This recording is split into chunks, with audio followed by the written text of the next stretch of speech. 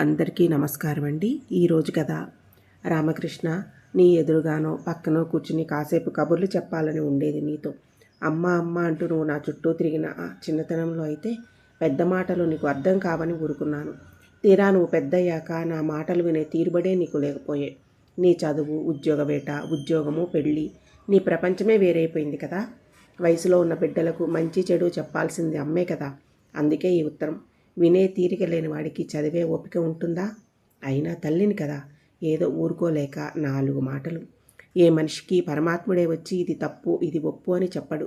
మన అంతరాత్మ మనల్ని సదా హెచ్చరిస్తూనే ఉంటుంది, బాగోగులు చెప్తూనే ఉంటుంది. అయితే మనిషి విచక్షణా త్రాసులో విలువల కన్నా స్వార్థమే బరువైపోతూ ఉంటుంది. ఆ బరువు కింద మనిషి బతుకు నలిగిన క్షణం పశ్చాత్తాపం తప్పక కలుగుతుంది. అది దావాగ్నిలా దహించక మానదు. రామకృష్ణ, ఒక పల్లెటూరులో వీధి బడిలో వానాకాలం చదువు చదివిన నాకు రామాయణ భారతాలు తప్ప ఇంకేమీ తెలియదు. రేణుక ఎల్లమ్మ కథలు కూడా చెప్పేవారు. రేణుకమ్మ జాతరలో చేసిన వాళ్ళు స్వర్గానికి, చూసిన వాళ్ళు నరకానికి అన్నట్లుగా పాపం రేణుగా ఏ తప్పు చేయకపోయినా మనసులో పాపపు ఆలోచన కలిగినా అది కూడా భర్తతోనే పాతివ్రత్యం కోల్పోయి ఇసుకకుండా చేయలేకపోవడం, తల్లి తల నరకమని కొడుకులను భర్త ఆదేశించడం, కాదన్న కొడుకులను చంపడం, తండ్రి ఆజ్ఞను పాటించిన చిన్న కొడుకు తల్లి తల నరకడం, తండ్రి సంతోషపడి ఏమైనా కోరుకోమంటే తల్లిని అన్నలను బతికించుకోవడం. పరశురాముడు గొప్పగా మంచిగా అనిపించేవాడు నాకు. న్యాయం, ధర్మం ఉంటే ఎంతటి వాళ్ళనైనా ఎదిరించవచ్చున ధైర్యాన్ని పాండవులకు కలిగించిన కురుక్షేత్ర యుద్ధంలో గెలిపించిన కృష్ణుడు అన్నా ఇష్టం. అందుకే ఎంతో ప్రేమగా నీకు రామకృష్ణ అని పేరు పెట్టాలని మీ నాయనమ్మని కోరాను. రామకృష్ణ, నేను సమర్థాడిన 3 నెలలకే నన్ను మీ నాయనకి ఇచ్చి పెళ్లి చేశారు. నాకప్పుడు 14 ఏళ్ళు, మీ నాయనకు 20 దాటింది. పెళ్ళైన 4 ఏళ్లకు కానీ నువ్వు పుట్టలేదు. ఈ 4 ఏళ్లలో ఇంట్లో వాళ్ళు, వీధిలో వాళ్ళు, బంధువులు, తెలిసిన వాళ్ళు అందరూ నాకు గొడ్రాలు అని ఒక దేవముద్ర వేసేసి నరకయాతన పెట్టారు. పాపం మీ నాయనమ్మ నా చేత గుడులు, గోపురాలు, చెట్టు పుట్ట తిప్పించి పూజలు, వ్రతాలు, నోములు, ఉపవాసాలు చేయించేది. వీటన్నింటితో నీరసించిపోయిన నన్ను చూసి మీ నాయన రాత్రిళ్ళు ఇంట్లో ఉండేవాడు కాదు. ఏ అపరాత్రో తెల్లవారుజామునో గప్చిప్పుగా వచ్చి పడుకునేవాడు. నాయనమ్మ అంటే భయం ఇంట్లో అందరికీ, మీ తాతతో సహా. మీ బాబాయిలు, పిన్నమ్మలు లోపల ఎన్ని సణుక్కున్నా ఆమెకు ఎదురు చెప్పేవారు కాదు. శివలింగరం గుడిలో సేవ చేస్తే బిడ్డలు పుడతారని ఎవరో చెప్తే నన్ను అక్కడికి తీసుకువెళ్ళింది నాయనమ్మ. 1000కి పైన మెట్లు ఉన్న పెద్ద కొండ మీద లక్ష్మీ నరసింహస్వామి గుడి, పక్కన చిన్న కొండపైన ఆంజనేయ స్వామి గుడి ఉన్నాయి. రోజు ఆ మెట్లు ఎక్కలేక ఎంత కష్టపడ్డానో, కాళ్ళు పాదాల నొప్పితో ఎంత వెలువెల్లాడ్డానో తెలుసా. 21 రోజులు స్వామి సేవ చేశాను. ఆ రోజు శివలింగరం నుండి ఇంటికి రాగానే నాయనమ్మ అల్టిమేటం ఇచ్చింది. ఇంకో 2 నెలలే నీకు టైము. నెల తప్పకపోతే నా కొడుక్కి 2వ పెళ్లి చేసేస్తా. నువ్వు మీ పుట్టింటికి వెళ్ళిపో. అమ్మా, నీ పిచ్చిగాని గుళ్ళు గోపురాలు తిరిగితే బిడ్డలు పుడతారా? మీ నాయన ఎగతాళిగా అన్నాడు. మీ నాయనమ్మ కోపం నిగ్రహించుకోలేకపోయింది. ఆమె కళ్ళల్లో మాటల్లో నిప్పులు కురిశాయి. నువ్వు సాని కొంపలు తిరుగుతూ ఉంటే పుడతారా మళ్ళా? ఇంట్లో ఉంటే నాయనమ్మకు ఏం తెలుస్తుందిలే అనుకుంటారు కానీ ఆమె అన్నీ ఒక కంట కనిపెడుతూనే ఉంటుంది.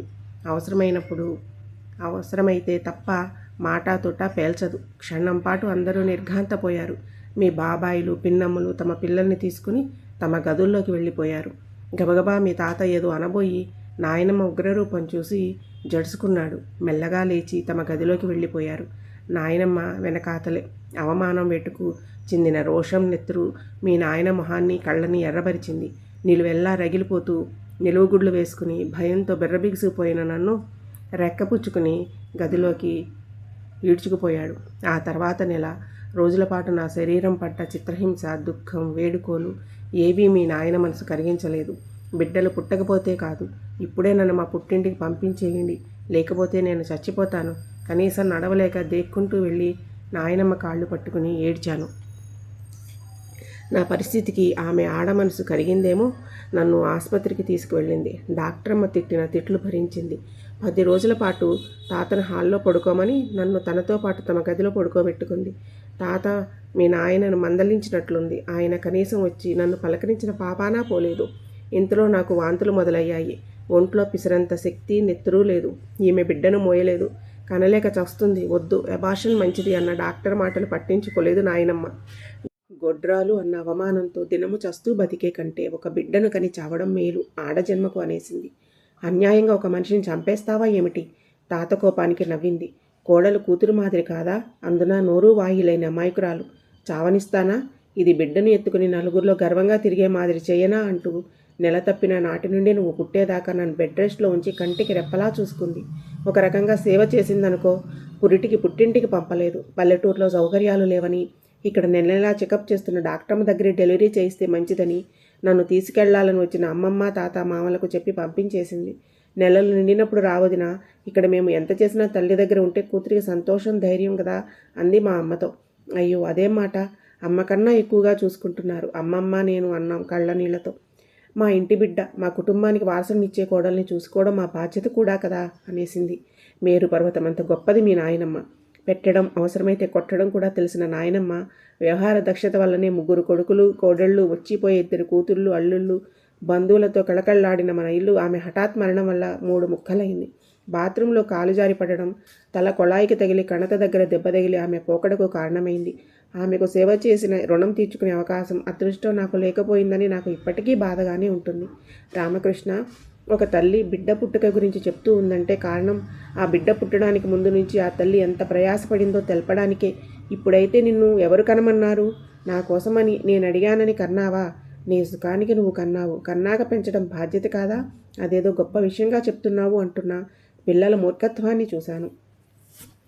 రామకృష్ణ, మనసు కోతి లాంటిది కదా. ఒక విషయం చెప్పాలన్నా కొమ్మ మీద నుంచి మరో విషయమనే కొమ్మ మీదకి గెంతేస్తుంది.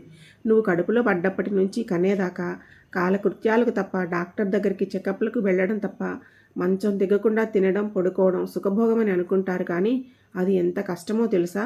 సోమరి మెదడు దెయ్యాల కొంప అన్నట్లు పిచ్చి ఆలోచనలు రాకుండా నన్ను ప్రశాంతంగా సంతోషంగా ఉంచాలని నాయనమ్మ ప్రయత్నించేది. అందులో భాగంగా లైబ్రరీ నుండి పుస్తకాలు తెప్పించి నా చేత చదివించేది. పుస్తక పఠన తీయదనం నాకు రుచి చూపించింది నాయనమ్మే. ఆమె ప్రత్యేక శ్రద్ధ, కష్టం నన్ను, నా కడుపులో నిన్ను బలంగా తయారు చేశాయి. 2 రోజులు పురిటి నొప్పులు పడినా 3.5 కేజీల బరువున్న నిన్ను ఆపరేషన్తో తప్ప బయటకు తీసుకురాలేకపోయారు. నా పొట్ట కోసి నిన్ను తీశారు డాక్టర్లు. తల పెద్దది, తెలివిమంతుడు అవుతాడు అన్న మాటలు నొప్పిని మాయం చేశాయి. అయినా ఆపరేషన్ కుట్ల నొప్పి భరిస్తూ నీకు పాలు ఇవ్వడం నాకు చాలా కష్టంగా ఉండేది. నెల పూర్తయిందో లేదో నాయనమ్మ, అమ్మమ్మ, తాత నా కడుపు పండాలని, సుఖప్రసవం కావాలని, తల్లి బిడ్డ క్షేమంగా ఉండాలని మొక్కుకున్న మొక్కుబడులన్నింటినీ తీర్చడానికి పచ్చి బాలింతనైన నన్ను మళ్ళీ నీతో సహా గుడులు, గోపురాలు, చెట్టు పుట్ట తిప్పడం మొదలుపెట్టారు. నీ మొక్కుబడులు కదా. అక్కడితో ఆగలేదు. నీకు చిన్న జలుబు, దగ్గు, జ్వరము వచ్చిందని, విరోచనమో వాంతో అయ్యిందని, త్వరగా నడవలేదని, త్వరగా మాట్లాడలేదని, పాకడం లేదని, లేచి నిలబడలేదని, నడవడం లేదని, ఇలా ప్రతిదానికి భయపడిపోవడం, ముడుపులు కట్టడం, మొక్కుబడులు తీర్చడం, చివరకు నీ చదువు, ఉద్యోగము, పెళ్లి వరకు కూడా అటు ఆసుపత్రులకు ఇటు గుడులకు తిరగడం నా జీవన విధానంగా మారిపోయింది. నీ పెళ్ళి అయిన ఏడాది వరకు కోడలికి నెల తెప్పలేదని, నేను ఎక్కడా మొక్కులు మొక్కుతానోనని మీ నాయన అలాంటివేమీ వద్దని ముందుగానే నన్ను హెచ్చరించాడు. నీ బతుకంతా మొక్కుబడులు తీర్చడానికే సరిపోయింది. ఇక ఏమీ మొక్కవద్దు. ప్రశాంతంగా కుదురుగా కృష్ణారామ అనుకుంటూ కాలం గడుపు అన్నాడు మీ నాయన. నాయనమ్మ వియోగం భరించలేక తాత నెలలోపే లోక విడిచాడు. వారిద్దరూ పోయాక మీ నాయన చాలా మారిపోయాడు. నేను నువ్వే తన ప్రపంచంగా బతికాడు. మన ప్రపంచంలోకి కోడలు వచ్చాక మా ఉనికే దినదిన గండమైపోయింది. బదిలీ సాకుతో మీరు ఇల్లు విడిచి సిటీకి వెళ్ళిపోవడం నాయనను కుంగతీసింది, ఆరోగ్యాన్ని దెబ్బతీసింది. నువ్వు లేకపోతే నేను ఎట్లా బతికేదని నేను ఏడ్చేదాన్ని. అదే కదా నా బాధ కూడా అనేవాడు కళ్ళనీళ్లతో. నాకు ధైర్యం చెప్పాల్సిన వాడు ధైర్యం విడిచి మనోవేదనతోనే మన్నులో కలిసిపోయాడు. సిటీలో ఆ అపార్ట్మెంట్లో జైలు మాదిరి ప్లాట్లో అమ్మ ఉండలేదు. ఇక్కడే ఉండనీరా, మేమున్నాం కదా, చూసుకుంటాం, మీరు వచ్చి పోతూ ఉండండి అని బాబాయిలు చెప్పినా వినలేదు నువ్వు. మీ నాయన పుట్టి పెరిగి ప్రాణం విడిచిన తాతల నాటి ఇల్లు అమ్మొద్దురా అన్న నా మాటలు అస్సలు పట్టించుకోనే లేదు. మన వాటాకు వచ్చిన ఇంటిని పెద్ద బాబాయికి అమ్మేశావు. మరో గత్యంతరం లేక నన్ను మీ ఇంటికి తీసుకుపోయావు. బతుకంతా ఉండాల్సిన తోడు పాయే, నాదే అనుకునే గూడు పోయే, నిల్వ నీడ నీదైపోయే. ఇక నువ్వు చెప్పిందే వేదమాయే. దుఃఖాన్ని గుండెల్లో, ఏడుపును కళ్ళల్లో అదిమేసుకుని మనవడి ఆటపాటలతో కాలం గడుపుదామని మనసు నిబ్బరం చేసుకున్నా. మొదటి నుంచి నా పొడే గిట్టని కోడలు తన బిడ్డపైన నా నీడ కూడా పడనివ్వలేదు. నలుగురిలో పుట్టి నలుగురున్న ఇంటి మెట్టిన నాకు ఒంటరితనమే తోడైపోయింది. ఏమన్నా కావాలా అని కాదు కదా, కనీసం తిన్నావా అని కూడా అడగనంత ప్రేమ నీది. అసలు ఇంట్లో అమ్మ అనే ఒక మనిషి ఉందన్న విషయం కూడా మర్చిపోయావు నువ్వు. అలాంటి నువ్వు ఒకరోజు రాత్రి నా దగ్గరికి వచ్చి రేపు పొద్దున్నే గుడికి పోదాం, రెడీగా ఉండు అంటుంటే విస్తుపోయాను. మీరు శని ఆదివారాల్లో బయటికి వెళ్తూనే ఉంటారు, నన్ను ఎప్పుడూ పిలవలేదు, తీసుకుపోనూ లేదు. పోనీలే, ఇప్పటికైనా తీసుకెళ్తామన్నాడు కదా అని ఆనందపడ్డాను. అమ్మలు ఎప్పుడూ అల్పసంతోషులే. బిడ్డలు ఎన్ని తప్పులు చేసినా అమ్మ అనగానే కరిగిపోయి క్షమించేస్తారు కదా. గుడికి నన్ను ఒక్కదాన్నే తీసుకుపోతూ ఉంటే కోడలు మనవడు రాలేదేమని అడగపోయి ఆమెకు నాతో రావడం ఇష్టం లేదని నన్ను మాత్రమే తీసుకుపోతున్నాడు నా బంగారు కొడుకు అని మురిసిపోయాను.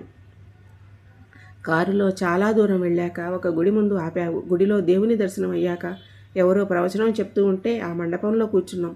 ప్రవచనం అయ్యాక నాటకం, అదయ్యాక భజన, పాట కచేరీ. ఈ లోకంలోకి తెలివిడి వచ్చి చూస్తే జనంలో నువ్వు కనిపించలేదు. గుడి మూసే వేళ బయటకు వచ్చి మెట్ల మీద కూర్చున్నా. కాసేపు అయ్యాక పక్క గుడిలో ఉన్నావేమోనని అక్కడికి వెళ్ళి గుడంతా వెతికాను. చీకటి పడింది. ఆ గుడి మూసేశాక మెట్ల మీదే కూర్చున్నా. అర్జెంటు పనేదో తగిలి ఉంటుంది.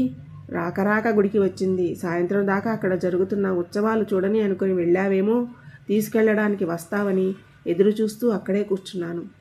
లక్షల జనాభా ఉన్న సిటీలో వందల వేల రామకృష్ణుల్లో ఫోను నెంబరు, ఇంటి చిరునామా తెలియని, తోడు లేకుండా వీధి గడప దాటని ఈ సత్యకాలపు సత్యమ్మ తన రామకృష్ణని ఎట్లా వెతికి పట్టుకోగలదు? అయినా దారి తప్పిపోయింది నేనా, నువ్వా? ఎవరిని వెతకాలి? వదిలిన చోటు తెలిసిన వాడికి వెతకాల్సిన పని ఏముంది? వద్దని వదిలేసిన వాడు తిరిగి ఎందుకు వస్తాడు అన్న జ్ఞానోదయాన్ని కంటికి కడివెడుగా కార్చిన కన్నీళ్లు కరిగించలేకదు. ఆ కన్నీళ్లు తుడిచి ధైర్యం చెప్పిన సుందరమ్మ మాటలు కలిగించాయి. కొత్త బిచ్చగాళ్లకు ఇక్కడ చోటు లేదంటున్న మిగతా బిచ్చగాళ్లకు నచ్చ చెప్పి నన్ను తన పక్కనే కూర్చోబెట్టుకుంది. ఇంత బతికి ఇంటి వెనుక చచ్చినట్లు నాకీ రాత రాశావా దేవుడా? నేనేమంత పాపం చేశాను అని కుములుతున్న నన్ను ఓదార్చింది. ఇంటికో పొయ్యి, మనిషికో ఒయ్యి అంటుంది. మనిషి అన్నాక అన్నీ అనుభవించాలా, ఓర్చుకోవాలా, కాలంతో పోతా ఉండాలా, ఆ కాలంలోనే కలిసిపోవాలా. సుందరమ్మ కాచి వడపోసిన జీవిత సారాన్ని నాకు తాగించింది. నిజమే కదా. ఎక్కడ పుట్టాను, ఎక్కడ మెట్టాను, ఇక్కడ మట్టిలో కలవబోతాను. గుంత పూడ్చడానికి ఇక్కడున్న 4 గుప్పిళ్ళు మట్టి చాలదా? మట్టి వేసే గుప్పిళ్లలో ప్రవహించే రక్తం అయిన వాళ్ళదా పరాయి వాళ్ళదా అని శవం చూస్తుందా, బాధపడుతుందా? ఒక నిర్లిప్త నిర్విచార స్థితిలో నిరామయంగా నిరాసక్తంగా కాలం దొల్లుతోంది. చావు పిలుపు కోసం ఎదురుచూపు తప్ప మరేమీ తలుపుకు రాని స్థితిలో ఉన్న నేను ఒక్కసారిగా ఉలిక్కిపడ్డాను. ఇక్కడే నేను మొక్కుకుంది. శుక్రవారం వెళ్ళ గృహప్రవేశం అవగానే వద్దాం, మొక్కుబడి తీర్చాలి కదా. పెద్ద ఇల్లు కట్టుకోవాలన్న మీ కోరిక తీరిన ఆనందం నీ మాటల్లో పొంగుతూ ఉంటే మిమ్మల్ని చూసిన సంతోషం నా కళ్ళల్లో వరద గోదారిలా పొంగుతోంది. ఆ కాల వృద్ధాప్యంలో కుంగిపోయిన నన్ను మీరు గుర్తించలేదు. అయినా కావాలని మర్చిపోయిన వాళ్ళను, వదిలేసిన వాళ్ళను, వదిలించుకున్న వాళ్ళను గుర్తుపెట్టుకోవడం సాధ్యమేనా? శుష్కహాసం మెరిసింది నా పెదవులపైన. రామకృష్ణ, మొక్కుబడి తీర్చుకోవడానికి మీరు తప్పక వస్తారు. అప్పుడు అక్షరం కూడా బలుక్కుంటూ ఎప్పుడో మరిచిన రాతను కష్టపడి రాసిన ఈ జాబు ఇన్నాళ్ళు నా దగ్గర పోగైన డబ్బు నీకిమ్మని సుందరమ్మకు చెప్పాను. ఈ డబ్బుతో మీరు కొత్త బట్టలు కొనుక్కోండి. ఈ జాబు నువ్వు చదివే సమయానికి నేను ఈ ఊరు వదులుతాను, లోకమే విడుస్తాను. దైవేచ్ఛ నిండు 100 ఏళ్ళు మీరు చల్లగా ఉండాలని దీవిస్తూ వచ్చే జన్మలో బిడ్డలు లేని గొడ్రాలుగా పుట్టించమని ఆ దేవదేవుని వేడుకుంటున్నాను.